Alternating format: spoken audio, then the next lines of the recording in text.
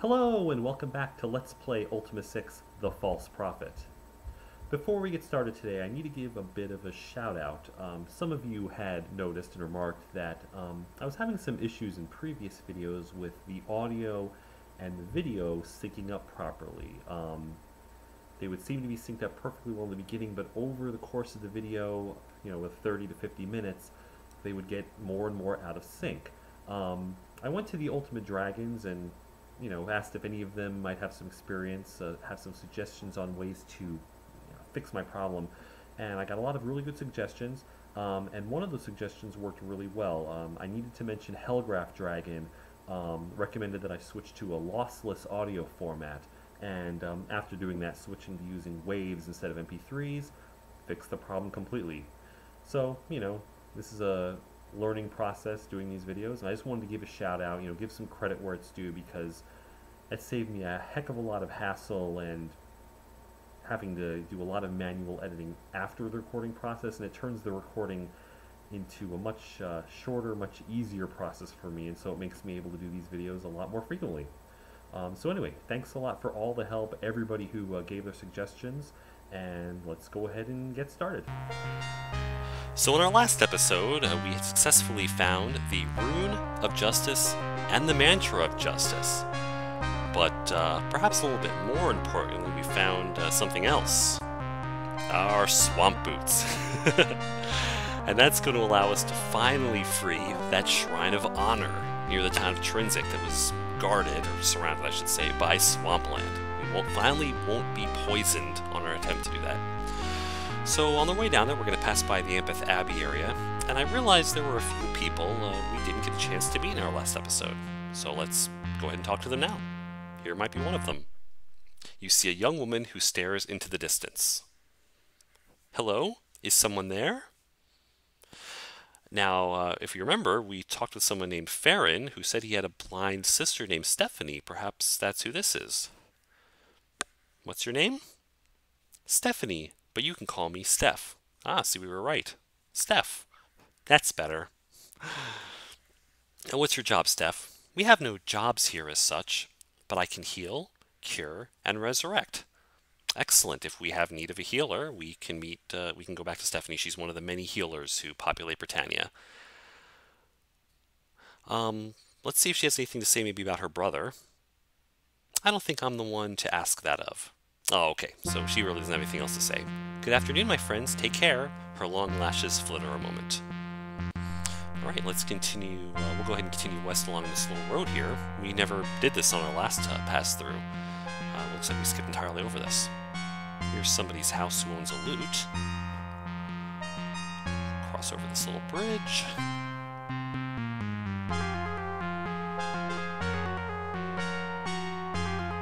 There's another house. Small little modest shack. Oh, here's somebody. You see a voluptuous woman dressed in dark blue velvet over white cloth. Hello there, stranger. Can I help you? Sure, what's your name? I am Selena Moorhead. Miss Moorhead. I'm a widow now. I live in a cottage on the beach. Oh, that must be the house that we just saw. You're a widow? My husband left me a little money to support myself for a time, but I still like to sew fine clothing. There are few things as relaxing as embroidering and sitting by the ocean, listening to the surf. Oh, so she's a seamstress. So your job? Yes, when I need some money for food and such, I work as a seamstress. Most of the time, however, I live off the seashore. She's a seamstress. Yes, I used to make such fine clothes for my Nathaniel. Though he was not a bad husband, I'll always remember him as something of a scoundrel. She smiles, and her lovely eyes sparkle with memories. They say he went down in a storm. He was a pirate. A pirate? That's exciting. My husband left me a gold locket wrapped in a piece of an old ship's chart. Maybe that's what you seek. Not particularly. We were just coming over to be friendly. I don't have the locket or the map anymore. The gypsies came by one day and stole them. The gypsies stole them? Yes, some gypsies are trustworthy, but others are scoundrels. We learned that ourselves when we met the two bands of gypsies, the one in Britain and the one down by Trinsic. That's true. Let's see, let's ask her about the gypsies. They travel the road between Britain and Trinsic. Normally I like them. They're a merry lot. But one time a group of gypsies stole my prized locket. So tell us more about this locket. My husband left me a gold locket. It contained a piece of an old ship's chart. He said that chart would make me rich. I didn't really care about the chart, but that locket was all I had to remember Nathaniel by. She sighs and looks away for a moment. Ship's chart, so it must be some sort of map. And he was a pirate. I wonder if that might have been some sort of pirate's treasure map. Maybe we shouldn't be worrying too much about that sort of thing. Let's ask her about her living off the sea, like she said. There's always a bit of fish or gull's eggs to eat, with lobster once in a while. I'm as carefree as a gypsy. I'm still thinking about that treasure map. I mean, we might get rich. Then again, we already have our own quest that we're in the middle of. Maybe we shouldn't waste too much time worrying about pirate treasure. Goodbye. Bye-bye. I don't know, if we run into those gypsies again, maybe we should go ahead and ask them about that locket and the map that it supposedly contains. This is about the point where YOLO chimes in and says, Avatar, you might want to focus on the task at hand. So here's somebody we haven't talked to yet. You see a troubadour with a drum. His tailored suit is travel-worn but bright. Greetings, folks. Why, hello there, my friend. You've grown a bit since last we met. I'm afraid I can't recall your name. You'll have to forgive me. It has been a while, Master Yolo. Oh, we seem to know each other. So what is your name, sir? My name is Shinnok. Oh, nice to meet you, Shinnok. What is it you do? I'm a drummer and a singer. A drummer, you say? Would you like me to play for you? Sure, that would be great. The drum is wide and flat. Shinnok holds it by the strings on the back of it. Then he taps it in intricate patterns using both ends of the dowel held loosely in his other hand. It sounds thus: rum-ti-tum, tumble-ti-tum-ti-tum. The beat is invigorating and exciting. That's a battle summons. Battle summons. 'Twas long ago, back when men forced sorcerous secrets from demons.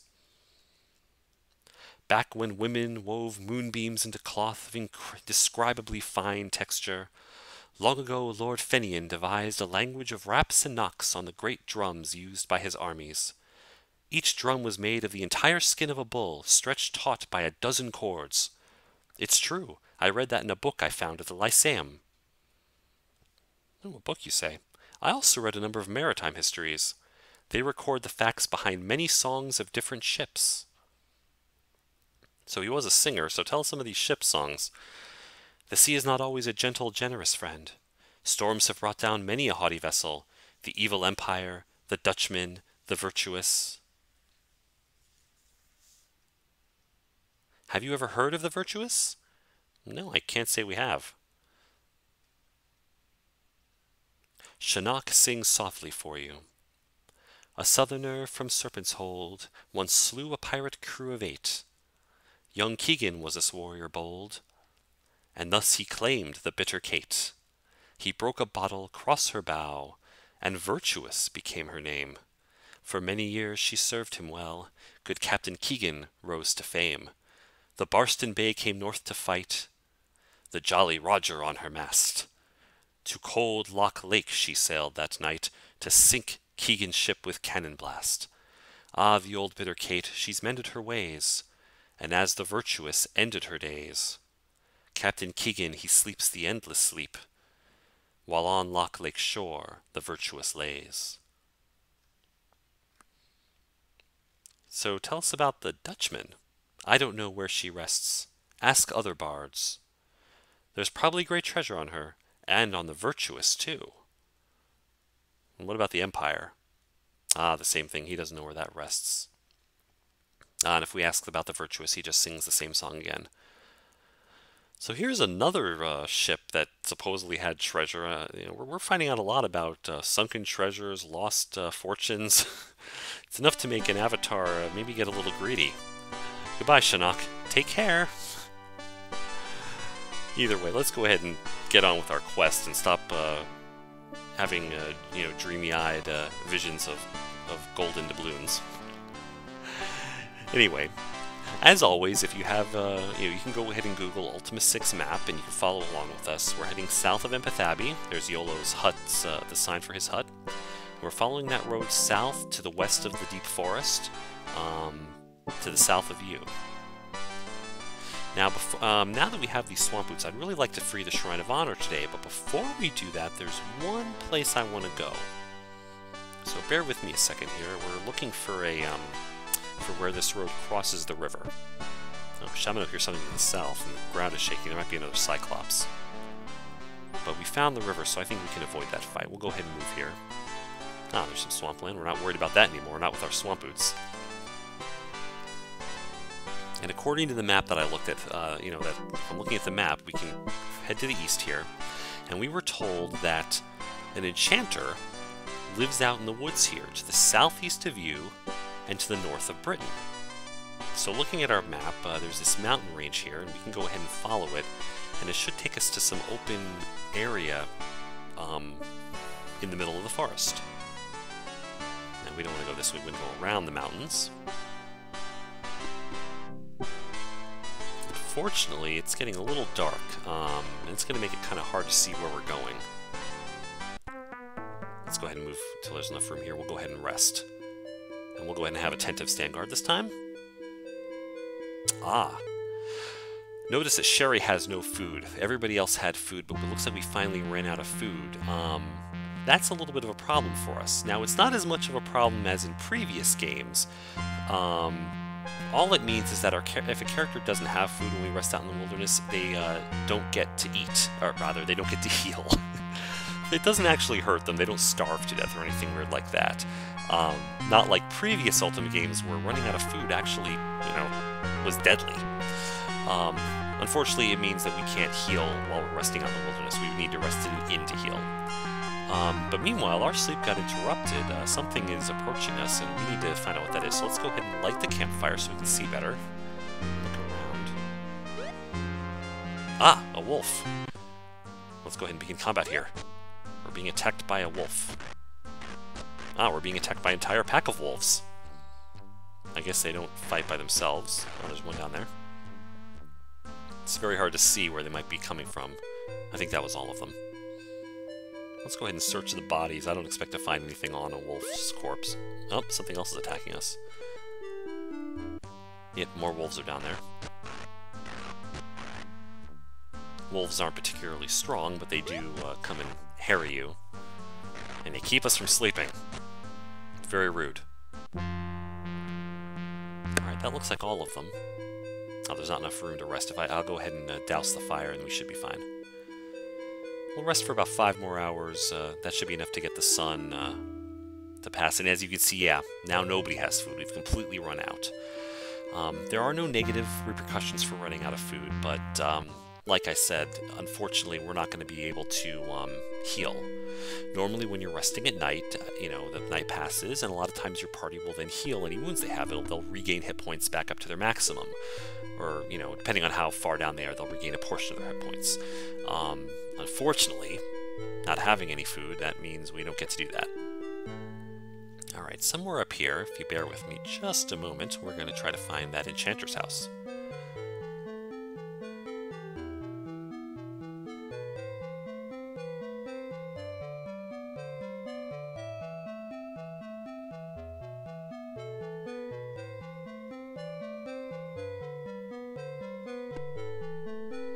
Okay, I believe it's right up in this area here. Ah, there's some deer. Theoretically, we could kill these deer and get some more food. But I'm not really worried about that right now. Oh, you know what? I think we may have passed the enchanter's house, so let's go over this way.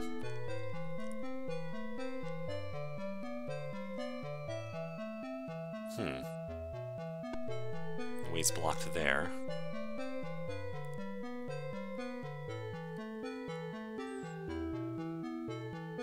I think we may have gone the wrong way, unfortunately, and wasted a little bit of time. We may have to hold off and come find him again another time. Let's, actually, bear with me a second here. I think I know where we are. Yeah, we need to get to the other side of this river. If you look at your Ultima map, you'll notice that there is a river that comes down to the east of you. Sort of has like a little bit of finger shape to it. You know, it splits into many little parts. And these mountains pass right along near that. We need to be on the other side of those, quote, fingers. So let's go ahead and get around these mountains, and I think we'll be in the right area. We don't want to be there. We want to be on the other side of this, but we can cross over there. Aha! We found it! This is definitely an enchanter's house. They can see magical fields inside, and the door is locked magically. Yep, that'll see a steel door, and I believe... Oops, let's go ahead and re-equip that. Let's look at our spell book. I believe in a previous episode, yes, we bought Unlock Magic. So let's go ahead and we can use that. Steel door is unlocked. Yes, this is definitely the house of an enchanter. As you can see, there's fire fields. There we go, and there's also what looks like a protection... Yes, a protection field.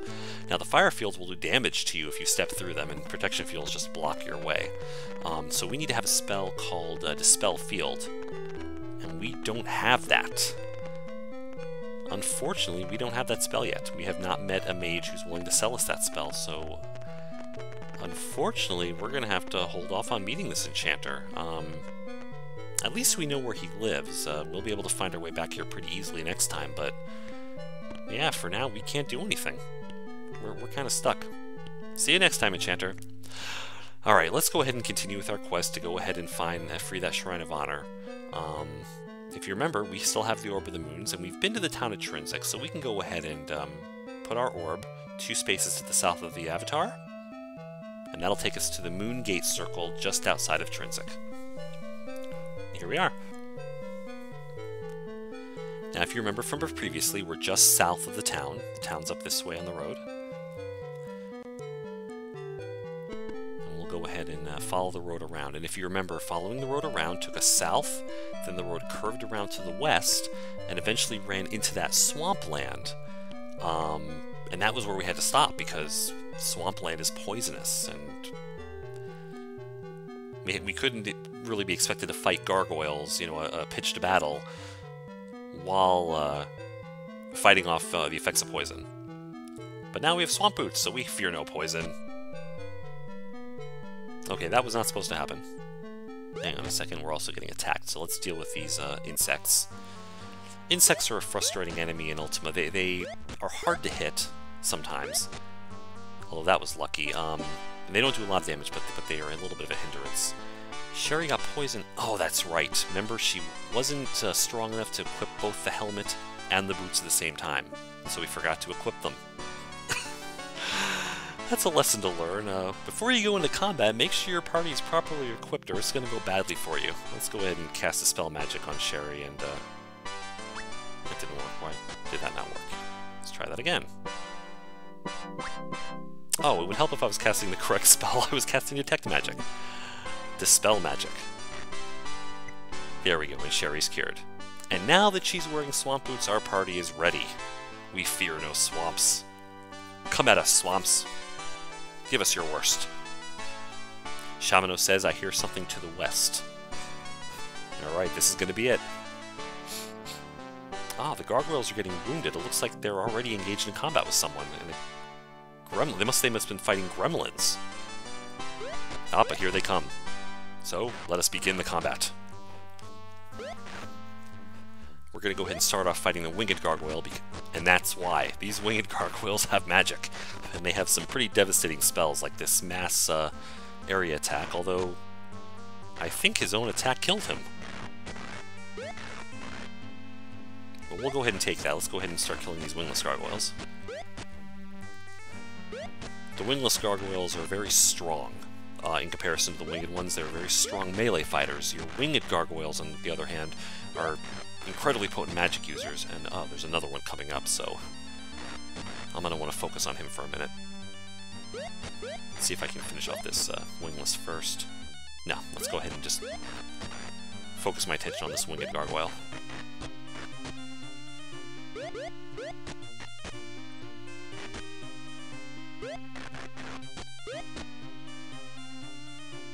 Ah, he's running for it. He's critical, so he's going to flee. So in the meanwhile, he will probably come back, but in the meantime, we can go ahead and focus on these wingless gargoyles. There's another one down.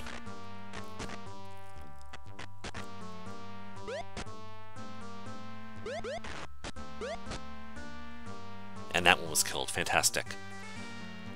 Now that other gargoyle should be coming back any moment.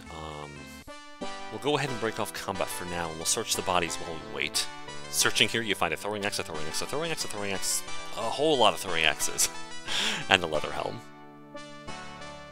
Other people have remarked that they couldn't have just nested them. You find 20 throwing axes. Instead, it has to list each one individually, but it's just a quirk of the way the game is programmed.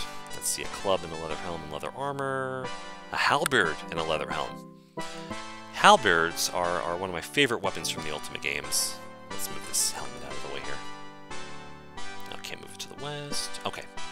Halberds are one of my favorite weapons from the Ultima games, and I'll demonstrate why. Right now, the avatar is equipped with a sword, and if you notice, I can strike one block away, one space away in any of these directions. That's as far as I can hit. Now, a halberd is a polearm. It's also a melee weapon, but it's a polearm. It's a longer weapon than a sword. So when I equip that, I can now attack up to 2 spaces away. I can still attack 1 space, but I can strike much farther. Also, even though it's 8.2 stones, it's incredibly heavy, it can do up to 30 points of damage. A sword, in comparison, it's only 1.4 stones, but it can only do half as much damage, 15 points. So there's a trade-off there. It's a lot heavier, it takes up a lot more of your inventory weight. Also, as you see this little line here, it's a two-handed weapon. I can't equip both it and the spell book like I could with the sword. If I want to use the spell book, I need to unequip the halberd and then equip the spell book. I have to trade them off. So there is a bit of a trade-off inconvenience there. But man, does it do a lot of damage, and you can really, you get some pretty good weight with it. You get a good reach with it.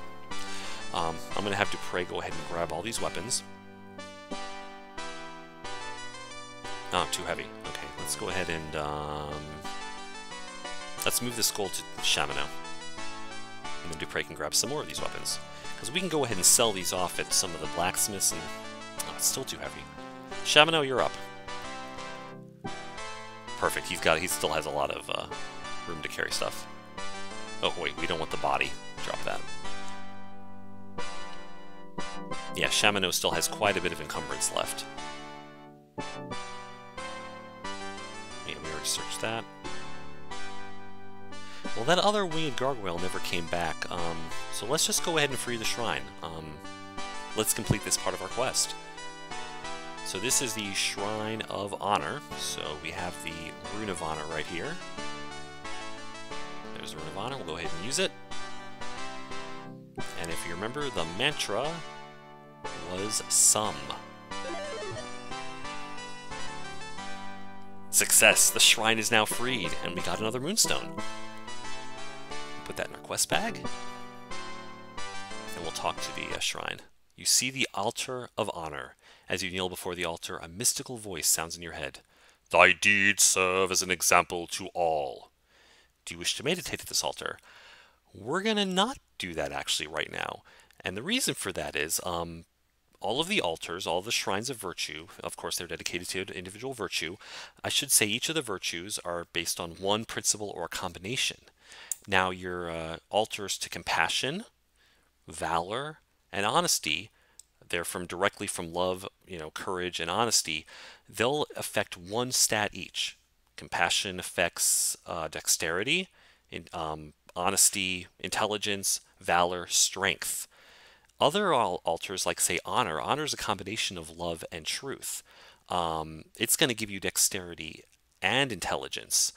The problem with that is it's not going to give you quite as much of either one. It's going to kind of split it amongst two different attributes. You get more bang for your buck, as it were, if you only level up at the shrine of compassion, valor, and honesty. So we're going to hold off and not meditate here. We've freed it, which gives us a karma boost, and it's also part of our quest. But for now, we don't want to actually meditate here. We don't want to level up here, as that were. Next thing I'd like to do is, the next shrine I'd like to meditate at is the Shrine of Valor, and get some of our strength up. That's what I'd really love to see. Get our characters some strength up so they can carry more, so they can hit harder. Now we'll go ahead and talk to Lord British here. Go ahead and heal. There we go. All of our hit points are back to their maximum.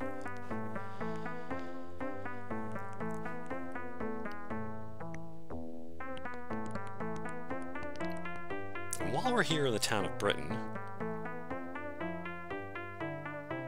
actually, let's go ahead and head down back to Trinsic. If you remember when we were in Trinsic, there was a blacksmith who lived there. Now we've just gone ahead and collected quite a bit of some armor and weapons, and we might be able to sell that. Because one of the things that we really haven't done very well is we haven't gotten a whole lot of gold, and as we go further in the game, we're going to need gold to buy more supplies. We got to buy more food. We still, it'll be nice to buy a ship at some point so we can go to some of the islands where towns are that we can't get to right now. So let's talk to the blacksmith here. Here's Brandon. Good afternoon. How has thy quest gone? Well, it's gone well, and glad I am to hear it. Okay, Shamino. Oh, he's only willing to buy a main gosh or sword. Let me show you here. If we look at Shamino, the main gosh and the sword, main gosh, sword, those aren't what we're trying to sell. We want to sell the throwing axes, the leather helm, all that stuff. Not what Shamino is using as his main weapons. Alright, let's see what else he's willing to buy. He said he was willing to also buy from Dupre. Sword, iron helm, plate mail. Once again, I believe that's nothing we're willing to sell. Let's see, Dupre. Sword, iron helm, plate mail. Yeah, that's not this stuff. Okay, so Brandon isn't really much of a help to us right now. Let's get out of here. That's alright though. We've already been to the town of, if you remember in our last episode, we went to the town of View and we met a new blacksmith there. So we can now go ahead and, since we've already been to the town, let's go ahead and use the orb. The town of View is 2 spaces to the east of the Avatar. And that's going to take us to the Moongate Circle right next to our old friend, Jonna's house. Here it is.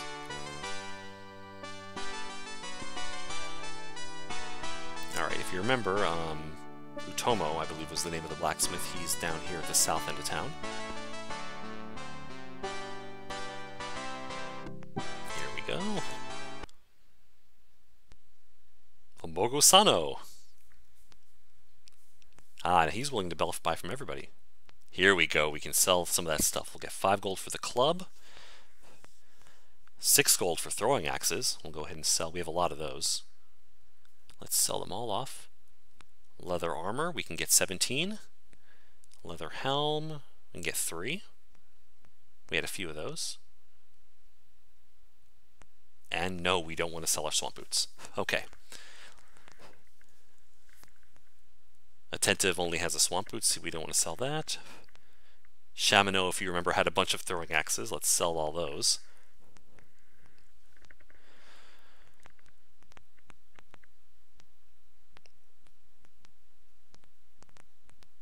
And likewise, he had a leather helm. And let's keep the swamp boots.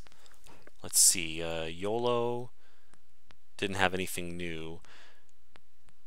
Okay, yeah, Sherry only had the leather helmet swamp boots. We're going to let her keep both of those in the hopes that someday she'll be strong enough to equip them both at the same time. Alright, so that was pretty successful.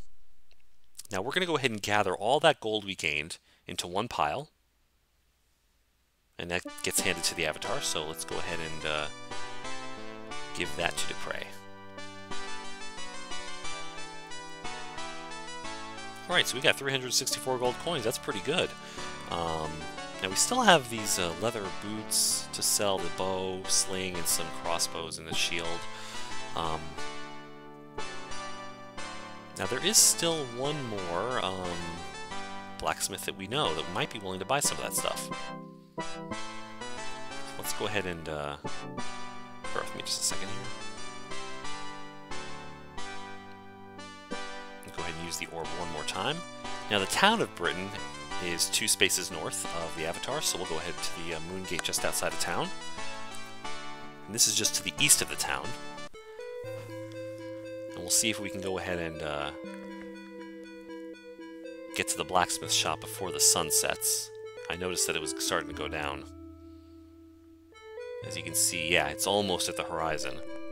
In fact, it just passed below it. We might be too late. It's just up here. There we are. Ah, it's too late. Looks like he's gone home and Max has already gone to bed. That's fine, though. We'll go ahead and grab him in the morning. Let's really quickly talk to the Fletcher here. Oh yeah, she's not willing to buy. I meant to speak instead with Gwyneth, the bowyer. There's her shop. Alas, she's already gone for the day as well. That's fine. We'll go ahead and quickly rest. Oh, there's the gypsies, the friendly ones. And there's Finn again. Goodbye, Mr. Con Artist. Let's step out of town really quickly. We'll rest just really fast to get us through the night. Yeah, there you go. Remember, everybody has no food again. I can't stress how annoying that was in previous Ultima games, and I don't mean that in a bad way. But for example, in Ultima 5, Ultima 4, Ultima 3, food wasn't an item that took up inventory space. It was just its own statistic. You had 500 food, or however many food, and you would buy that at food stores. Let's rest a little bit longer here. You'd have to buy it at food stores, and it was a shared inventory item that was shared among the whole party. As you walked around, it would get less and less. And basically, once it ran out, your party started taking damage as they literally started starving to death. So you'd be walking along, I have 500 food, I have 499, 498, 497. The more you walked, the more it just got used as you walked. And trying to keep your food stores high enough to not die was a major part of the game. You'd have to go out, fight monsters, get money just to buy more food. To go fight more monsters to get money to buy more food. To go fight monsters to get the money you needed and the stats to actually do the quest. But half the time you were spent in the game was just replenishing your food stores. I mean, it wasn't that bad in Ultima 5 and stuff, but in Ultima 3 it was almost obscenely frustrating trying to keep your party well fed. I mean, it was a very big challenge, I'll put it that way. Ultima 6, as you've seen, doesn't have that, but it does prevent you from healing at night, but it doesn't have any other negative connotations. Anyway, let's talk to Max. Let's see what he's willing to buy. Oh, that's frustrating. Okay, he's only willing to buy what Dupre has equipped. Unfortunately, Mr. Max is not willing to work with us today. Well, let's see if Gwyneth is willing to buy the bow that we have and the crossbows. Oh, wonderful. She'll take the bow. And we had 2 crossbows, so we'll sell both of those. And we had a sling. Beautiful. Alright, let's take a look and see. 424 gold pieces. That's pretty good. That's impressive. And I believe that gives us enough to do one more thing before we quit here. So let's really quickly run over this way.